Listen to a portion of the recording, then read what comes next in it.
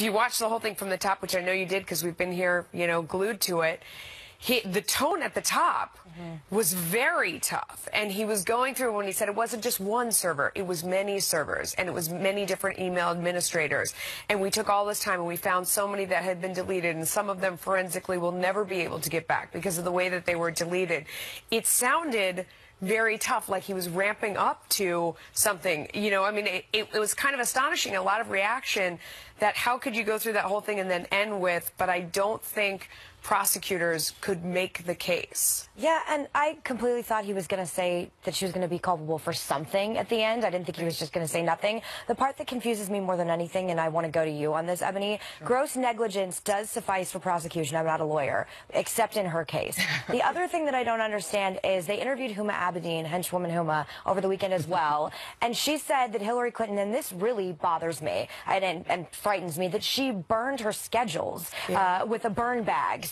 That public schedules for public figures holding office, you should be able to get at any time. So they're obviously doing things on purpose to try and mislead and cover up God knows what. And the American public isn't stupid. This is they're trying to make this very Clintonian, make something that's very simple, very complex. You did something highly illegal. Any other person would be in jail right now. Republican would be sitting in jail right now. You're not. She's going to be president. She's highly illegal. This is what we're left with. You know what's interesting, Megan, is your analysis is not wrong. And I don't even think it's that different. No. It's not that different from what we heard from James Comey today. He actually gave us a bifurcated statement. Let's break this down, because I think a lot of people are very confused right now. They're like, well, he said extremely careless. Right. That sounds like gross negligence. We know that's at least one of the prongs of the statute that she violated criminally. How does it lead to not an indictment? This is how.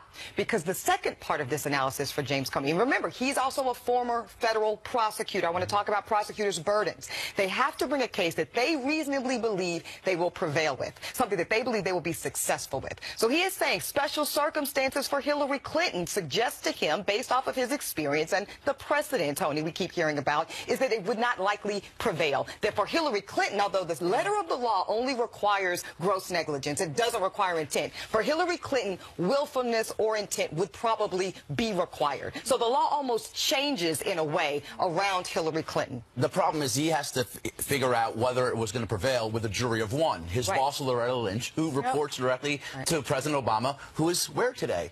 In North Carolina on a campaign trail with Hillary Clinton. And apparently reports to Bill Clinton as well. So my question, though, to you, and we addressed it a little bit, Eboni, with Peter, is do you think that Jim Comey almost pulled a John Roberts with Obamacare, where on its face he knew that he should have probably voted to overturn the law, but he knew it would also cause so much chaos, as would, obviously, a recommended criminal indictment of Hillary Clinton, that he used his prerogative, his own discretion, to probably call an audible on this? Yeah, we have a saying in the law, there's what happened and there's what you can prove. Okay? Yeah. Seriously. And I think that absolutely, again, the letter of the law dictates, it's not confusing, to your point. It's not hard, it's simple. But certainly, again, with the Clintonian effect, with who it is, with this presidency going on the line, he felt like, yes, the stakes, I think, were too high, it was too convoluted, and he decided to go that way. Yeah.